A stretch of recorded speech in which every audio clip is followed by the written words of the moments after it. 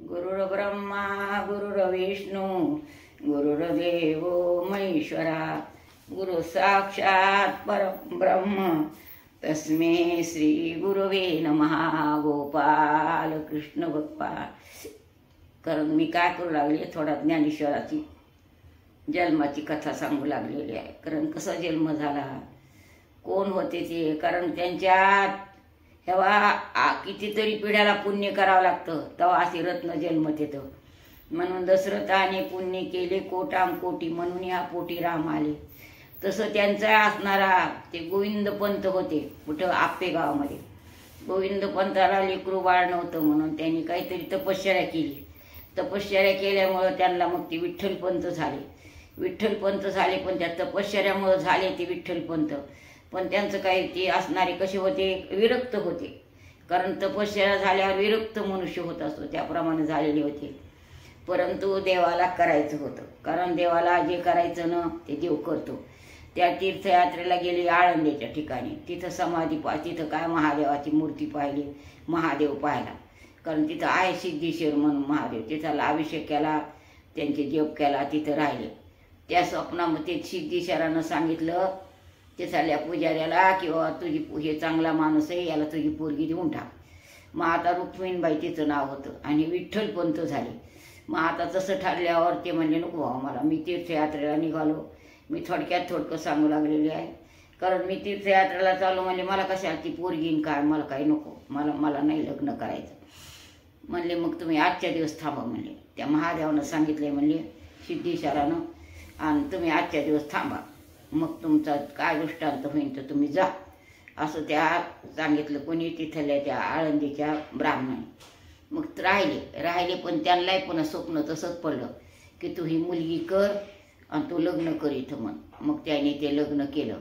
पण नेहमी रुक्मिणबाईला म्हणायची मला जावं वाटते, मी जाऊ का, मला जावं वाटते, मी जाऊ का, मला जावं वाटते, मी जाऊ का, असे नेहमी म्हणायचे। एके दिवशी त्या सहज म्हणल्या जायचं तू। आता काय माणूस कितीदा विचारलं तर म्हणते किंवा काही बोलत आहे। गेले काशीला गेले आणि ते संन्यासी पाहिला आणि त्यांच्याकडे संन्यास घेतला त्यांनी। संन्यास त्यांनी घेतला, राहिले संन्यासात। आता कुठं गेले काय गेले, पहिल्या गाड्या नाही, मोटारी नाही, पत्र नाही, तार नाही, काही नव्हतं ना पहिलं। वन डोंगर नुसते असणारे, त्याच्यातून जायचं त्याच्यातून यायचं अशा असणाऱ्या। मग आता रुक्मिणबाई काय करत्या, मग त्यांनी आपल्याला पिंपळाला प्रदक्षिणा घातल्या। पिंपळाला प्रदक्षिणा घालू लागल्या तितक्यात पुन्हा, कारण हे सगळं होणार असतं, व्हायचं ते होणार असतं, ते आपण करत नाही तो ते होणारच असतं। पुन्हा ज्यानं संन्यास द्याला तेच असणारे संन्यासी ते आळंदीला आले। त्या आळंदीला आले, त्याने नमस्कार केला। कोणी रुक्मिणबाईनं नमस्कार केला, ते म्हणजे जन्म अष्टपुत्र सौभाग्यवती। ती मग तिनं सांगितली कहाणी रुक्मिणबाईनं की असं असं झालं, मालक गेले येत म्हणे, किती दिवस झाले पत्ता नाही, आणि मला त्याने कुठं संन्यास घेतला म्हणे, असं सांगितलं त्याने। ते म्हणले त्याचं नाव गाव सगळं विचारलं, त्याचं नाव काय आहे, विठ्ठल आहे, त्याला कुठं खून आहे का, खाण आहे का, सगळं काही विचारलं त्या संन्याशाने। आणि म्हणले हे दिसतंय म्हणले, तिथं नाव चैतन्य ठेवलं त्यांनी ते नाव सांगितलं नाही, विठ्ठल नाव सांगितलं नाही, चैतन्य नाव सांगितलं। मग गेले वापस, म्हणले राहू द्या आता तीर्थयात्रा, राहू द्या काय करा। पहिल्या कशा होत्या तीर्थयात्रा, पायी होत्या ना, कारण पायी सगळं जायचं, घोडे नव्हते, गाड्या तर नव्हत्या, मध्ये मध्ये टांगे गिंगे होते थोडं। आता काय आत्ता जाते ते सोडून द्या। पहिलं काय होतं, मंत्रावर सगळे मंत्र, आता काय आहे सगळं यंत्रावर आहे, कुठ्ठाच मंत्राची गरज नाही, काही नाही राहिली असे असणारे। मग त्यांनी ते काय केलं की त्याने आपल्या त्याच्यामध्ये त्यांना ते गेले, तिथं राहिले। त्यांनी म्हणले पुन्हा काशीला गेले, ते संन्यासी काशीला गेले। पुन्हा म्हणले तिथं त्यांना थोडा संताप आला ना की मी संन्यास द्याला, याला तर हे तर नावाचा माणूस आहे, याला मी संन्यास द्याला, असं त्यांना वाटलं। पण कुठं आहे रुक्मिणबाईला नेलं आणि कुठं नाही आहे रुक्मिणबाई नेलं, असं दोन्ही ठिकाणी ऐकण्यात बरं का, वर्णन आहे। पण ह्या महाराजांनी रुक्मिणबाईला नेलं, चल म्हणले तू। गेले त्यांना बाहेर उभं केलं आणि ती मध्ये गेले, म्हणजे चैतन्य मोठ्यानं हाका मारली। म्हणजे महाराज तर तीर्थयात्रेला गेले, हाका कशी काय मारली, हे काहीतरी काम करीत होते. कोण? चैतन्य म्हणा की विठ्ठलपंत म्हणा, काही म्हणा. तर ते आपले पाहिलं, वापस आले. म्हणजे कसं काय महाराज वापस आले? त्यांचे तांबडे बुंद डोळे झालेले, लाल बुंद झालेले गुरुगतीने त्यांनी संन्यास दिलेला होता. मग सांगितलं म्हणजे तुझं नाव काय आहे? म्हणजे मुकाट्यानं बसले. नाव काय सांग? म्हणजे तुझं नाव खरं काय? तू चैतन्य म्हणला. चैतन्य नाव नाही. ते म्हणले हो विठ्ठल नाव आहे माझं, विठ्ठल नाव आहे. बरं म्हणजे तुझं लग्न झालं का? मग कुठं सांगता यायले खरं? कुठं? ह्या बा चोरी अपराध संपतच नसतो काय. खरं ते खरंच होत असतं. कारण मग त्यांना खरंच सांगायला लागलं हो झालेलं आहे लग्न. म्हणले कुठं झालेलं आहे, काय झालं? सगळी खानखून विचारली आणि मग सांगितलं. मग रुक्मिणीबाईला मध्ये हाका मारली. भिंतडाच्या आत ठेवल्या होत्या त्या. आल्यावर हातात हात द्याला. म्हणले काय केलंस? म्हणजे मला कशाला पाप करायला लावलंस? हे तुझं लग्न झाले असून लग्न संन्यास घ्यायचा ना, तर त्या स्त्रीकडून असणारं मंगळसूत्र आणावं लागतं आणि मग संन्यास घ्यावा लागतो. तो असं कसं केलंस? म्हणजे मला सांगितलं नाही लग्न झालं मग. कारण स्त्रीनं परवानगी दिल्याशिवाय संन्यास घ्यायला अधिकारच नाही. पोरग झाल्याशिवाय संन्यास घ्यायला अधिकार नाही. पोरग झाल्याशिवाय वानप्रस्थ राहत नाही. कारण स्त्रीच्या ऋणात राहते. कारण तिचं असणारे काय असणारे की धर्म अर्थ काम सगळं तिचं केलेलं असतं ना याने. त्याच्या मग काही करता येत नाही. कारण स्त्री काही साधारण गोष्ट म्हणू नका. कारण स्त्री असणारी आदिशक्ती ती त्यांची ती. कारण तिला तिच्याबरोबर आपलं केलेलं असतं ना. अग्नी असतो, राम असतो, देव असतो, तशाच मन केलेलं असतं ते. त्याच्यामध्ये काय आपले कुठलाही संसार करण्याचा कुठलाही दोष नाही. पण आपण काही पाप केलं तर दोष आहे.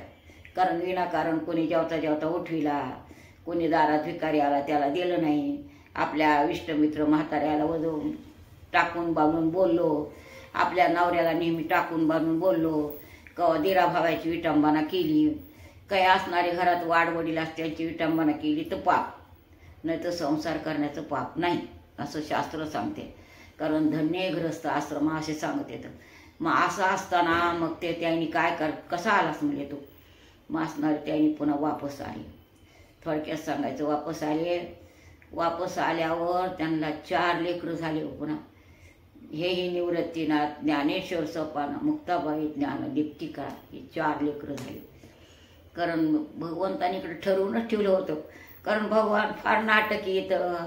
कारण त्यांना कोणाचं तरी कोणाला काही करा वाटतं तेव्हा ते भगवान अवतार. मग आधी महादेव जन्मले, मग ते निवृत्तीनाथ झाले. पुन्हा विष्णूने अवतार घेतला, महाविष्णूचा अवतार सखा माझा ज्ञानेश्वर. कारण मग असणारे मग सोपान काका झाले, मग मुक्ताबाई झाल्या. मुक्ताबाई कोण येतात? प्रकृती नाही मुक्ताबाई, शक्ती आहे, ज्ञान आहे मुक्ताबाई. कारण ज्ञान कसं असतं? ज्ञानच असतो, दाखविण्यासारखं काहीच नसतं त्याच्यामध्ये. कारण ब्रह्मस्वरूप झालं. कसं दाखवा ब्रह्मस्वरूप? कारण एका गीतेमध्ये आहे अक्षरात ब्रह्म आहे, बाकी ब्रह्म दाखविण्यासारखी वस्तू नाही. मी ब्रह्म झालो, कसं दाखवायचं? कोणाला दाखवायचं? कोणी दाखवायचं? कोणाचाच अधिकार नाही ना. कारण ब्रह्म कसं आहे? एक असणारे आपल्या जसं आकाश आहे, दाखविता येत नाही. कुठलं काही ब्रह्माचा आकारच वेगळा आहे. कारण ब्रह्मस्वरूप ब्रह्म झालो हे म्हणणं म्हणजे म्हणणंच आहे, बाकी दाखविण्यासारखं काही नाही. एक आहे की ज्याला काही ब्रह्मस्वरूप झालेलं आहे ते जगात पिशाच्या अंतरी शहाणे सदा ब्रह्म जाणणे. म्हणजे ब्रह्म झालेले रूप कसे असते? विधेय स्थितीकडे गेलेले असते. कारण त्याला देहच नसतो, असे राहते ते. कारण आपल्याला माहिती आहे कोणाचा सीतेच्या बापाचा एक आग्नीत पाय होता आणि एक लोण्यात पाय होता, असे असते विधेय स्थितीकडं. म्हणजे देहच नसतो त्यांचा. देह त्यांचा म्हणजे अगदी ब्रह्मस्वरूप झालेला असतो, असे असते. तसे असणारे ते झालेले कोण? असणारे विठ्ठलपंत. कारण त्यांना काही वाटलं नव्हतं, पण ते करायचं, ते देवाला करायचं तर ते केलं ना त्यांनी देवाने. पण देवाला करायचा छळ करायले ब्राह्मण. कारण पहिलं कसं होतं? शास्त्र जास्त होतं. कारण शास्त्रांना देव मिळत नाही हे आता माहिती आहे, मागेही माहीत होतं. परंतु हे सगळं सोने असतं ना, त्या सोन्याला आग्नीत दापावं लागतं, तावावं लागतं, तेव्हा ते सोनेपणा कळत असतो. तशी त्यांची दशा झाली, तशी त्यांची कीर्ती केली. कारण काहीतरी झाल्याशिवाय काहीतरी कीर्ती होत नसते. भलं तरी व्हावं लागतं, नाही तर वाईट तरी व्हावं लागतं, म्हणजे कीर्ती होत असते. भलं व्हायचं होतं. आजही त्यांचे असणारे ज्यावेळेस असणारे पैठून आले तिथं आळंदीच्या ठिकाणी अजूनही वाटा आहे. कारण इसव्याचा वाटा म्हणते, ते पाहायला जातात लोक. आम्ही पाहून आलो, तिथं वडाचं झाड आहे, ते वाटा आहेत त्या काळाचा आहे म्हणते बाबा, आहे अजूनही पण ते सगळं. म्हणजे असणारे असे ज्ञानेश्वर सोपान झाले. मग आता लेकरं झाले तरी लोक छळायला लागले, कारण पुष्कळ लोक नाव ठेवायचे संन्यासाचं. संन्यास घेतला आणि पुन्हा लेकरं, संन्यास घेतला आणि पुन्हा लेकरं. म्हणून त्यांना स्पर्श करीनात, आळंदीत राहू देनात. आळंदीत नाही राहू द्यायला त्यांनी सिद्धबेटावर राहिले.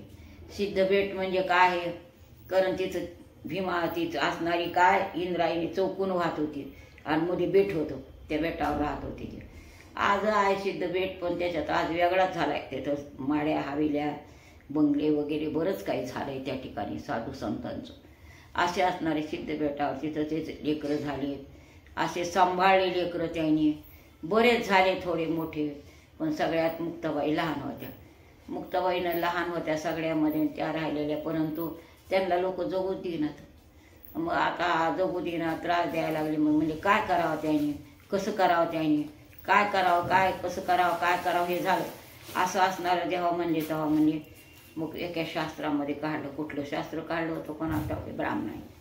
म्हणजे तुम्हाला देहांत चित्त घ्यावं लागेल. म्हणजे ते म्हणजे आम्ही घेतो, काही हरकत नाही, कारण विठ्ठलपंत म्हणजे घेतो. कारण आपण म्हणतोच ना की आपला जीव जाऊ देऊ नये, आपण आत्महत्या करू नये, पण त्यांना करायला लावली लोकांनी. म्हणजे ते लोकांचं झालं, त्यांनी स्वतःला नाही बरं म्हणले, पण लेकरायला त्रास नाही ना. पण ते लेकरायचा त्रास परत थांबला नाही. सांगायचं म्हणजे मी कोणाचं सांगायला, ज्ञानेश्वराचं सांगायला लागले, कारण लेकरांचा थांबला नाही. त्यांना देहांत प्रायचित्त घेतलं, परंतु ज्यावेळेस देहांचं प्रायचित्त घेतलं तेव्हा त्या ब्राह्मणाने पत्र लिहून दिलं होतं. कशामुळे दिलं होतं की तुम्ही असं पत्र लिहून म्हणजे याच्यात घ्या. त्यांनी रुक्मिणीबाईला बऱ्याच वेळा सांगितलं नाही, पण मागून सांगावं लागलं. कारण मग त्यांनी जेवणे खावणे केले, पोरं झोपी गेले की हे दोघंजण देहांत प्रायचित्त घेण्याकरता गेले, असं वर्णन आहे ग्रंथाद्वारे बरं का. आपण काय पाहायला होतो का. मग ते देहांत प्रायचित्त घेण्याकरता ते गेले, परंतु एक पत्र दिव्यापाशी लिहून ठेवलं होतं की आपले लेकरं बाळ सांभाळा म्हणून निवृत्तीनाथाला सांगितलं होतं. मग निवृत्तीनाथ उठले, किंकुळून मोठ्यानं उठले, मोठ्यानं आरडले आई करून. कारण ह्या बा देव जरी असले, दानव जरी असले, तरी मायेनं सोडलं नाही. आणि नाटकही करून दाखवावं लागतं की, कारण जगामध्ये आल्या संसारही करून दाखवावा लागतो. कारण संसार करायचं नाही म्हणजे काय मूर्खपणा. कारण काहीतरी करायचं म्हणजे हे मूर्खपणाचे लक्षण आहे. कारण आज प्रपंच करावा नेटका, दिसू देऊनी फाटका. कारण आपण प्रपंचासारखाच प्रपंच करावा लागतो आणि परमार्थासारखाच परमार्थ करावा लागतो. दोन्ही करावं लागतं. कारण प्रपंच नाही करायचं म्हणलं तरी भागत नाही, आणि परमार्थ नाही केल्यावर भागत आहे पण काही चांगलं नाही असं आहे. कारण ते विशेष सोडून द्या असे असणारे त्या ठिकाणी. मग त्यांनी आता लेकरं झाले, मग त्यांना सांगितलं देहांत प्रायचित्त. ते चालले गेले समजा देहांत प्रायचित्त का घेण्याला, परंतु पुढे काय करायचं. मग ते निवृत्तीनाथ राडायले, ज्ञानेश्वराला खाली चक्कर आली, पडले. पुन्हा असणार सोपान काका उठले, त्यांनी मान खाली घातली, रडत बसले. मुक्ताबाई उठल्या, ज्ञानेश्वराच्या पायाला धरून रडू लागल्या. कारण सगळा हाकारच किंवा सगळा काय आईबाप गेल्यावर काय असतं. कारण ज्यावेळेस आईबाप पाहिजे त्यावेळेस आईबापही लागत असते. तर निदान एक तरी, आई तरी नाही तर बाप तरी, निदान इतकं तरी लागतं. आणि आपल्या तारुण्यामध्ये पत्नी लागत असते, कारण लेकरं पत्नी ते तारुण्याचा. कारण सगळं काही सगळ्याला लागतच असतो. ब्रह्म ब्रह्म म्हणजे ब्रह्म म्हणल्यानं काय होत असतं, ब्रह्म आहे ते ब्रह्माचा विषय सोडून द्या. पण ब्रह्म कसं असतं, कारण ती मुस आहे, सोन्याची मुस आहे ब्रह्म म्हणजे. ते काय सांगता येईल, काय त्याचा विचार आहे कोणाचा. असे असणारे निवृत्तीनाथ रडू लागले. पुन्हा गावात भीक मागू लागली, गावातही भीक मागू देणार त्यांना. मग काय केलं त्यांनी, पैठणला गेले. मग आता ते म्हणले तुमचे ब्राह्मण